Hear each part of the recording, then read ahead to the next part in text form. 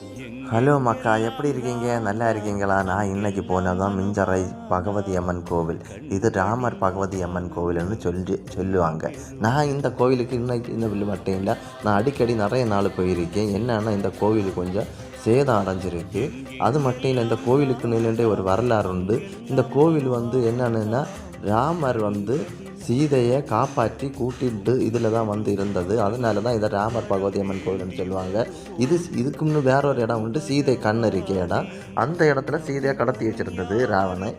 இந்த இடத்துல இப்படி இருந்த கோவிலை நல்ல சேதம் அடைஞ்சிருக்கு இந்த கோவில். இந்த கோவிலை நம்ம அரசாங்கமும் சரி ஊர் மக்களும் சரி இந்த கோவிலை மீட்டெடுத்து காப்பாற்றி இந்த கோவிலை பழைய நிலைமைக்கு ஆக்கணும்னு நான் இந்த வீடியோவில் சொல்லியேன். காரணம் என்னென்னா, நான் மிஞ்சரையில் உள்ளவன் தான். அதனால தான் இந்த வீடியோவை எடுத்து போட்டேன். எங்கள் ஊரில் இருக்க அந்த கோவில் புகழ்பெற்று வரணும்னு.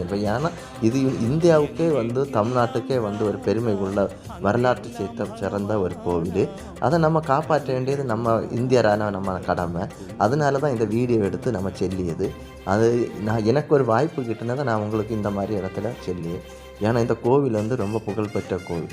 இதை நம்ம தான் ஒரு முடிவு எடுத்து அரசாங்கமும் ஒரு முடிவு எடுக்கணும். அதுக்கு வேண்டி தான் இந்த ஒரு வீடியோவே எடுத்து போட்டிருக்கேன். ஓகே ஃப்ரெண்ட்ஸ், இந்த வீடியோ பிடிச்சிருந்தால் லைக் போடுங்க, ஷேர் போடுங்க.